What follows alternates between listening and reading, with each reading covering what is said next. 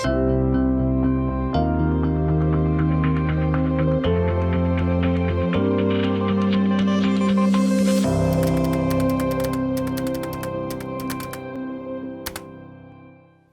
church family. Today we're going to finish up our first chapter in the book of 1 Thessalonians, and I want to zero in on two very important themes found for us in verses 9 and 10. In verse 9, we read this: "For they themselves report concerning us the kind of reception we had among you, and how you turned to God from idols to serve the living and true God, and to wait for his Son from heaven, whom he raised from the dead, and who delivers us from the wrath to come." Earlier, we talked about in verse 3, the work of faith that Paul was so grateful that the church in Thessalonica had begun, their labor of love, and their steadfastness of hope. And you see that picked up again and illustrated for us in verse 9, where that work of faith is what led them to turn to God from idols. And that labor of love led them to serve the living and the true God. And that steadfastness of hope helped them to wait patiently and expectantly for the return of Jesus to the earth. I also today wanted to talk to you about the importance of that waiting with patience and expectation for the return of the Lord.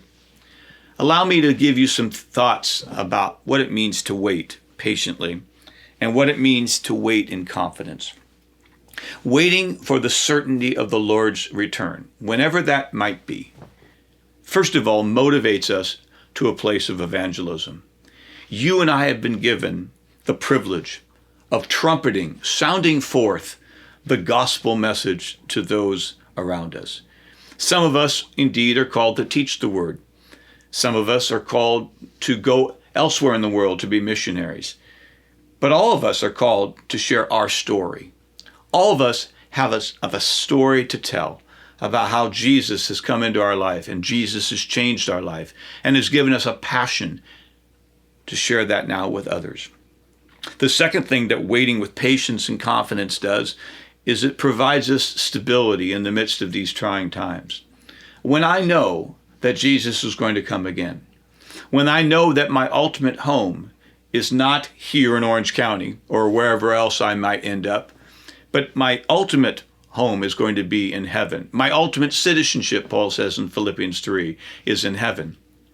That provides me a source of great stability in the troubled times in which we live. I might remind you in Jesus' great closing to the Sermon on the Mount when he talks about the builders who build homes. And the only difference was not the storm that came or the rain that fell or the flood that rose, but it was the different foundation on what they built their life around.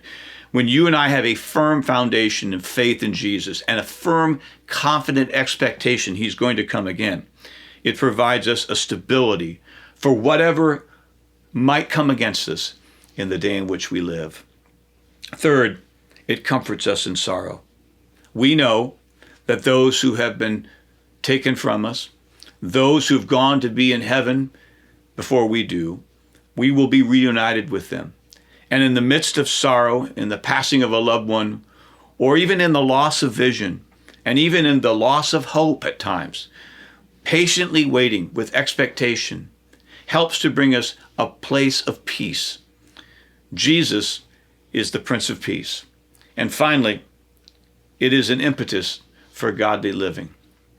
Because I know that there's coming a day when, according to Romans chapter 14 and 1 Corinthians chapter 5, that I'm going to have to give an account of my life before the Lord Jesus Christ.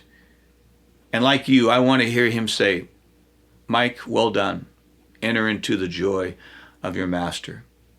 1 John chapter 3 tells us that when we have a belief that Jesus is going to return physically for his church, it purifies us as we settle our minds around that hope, that confident assurance that that will happen.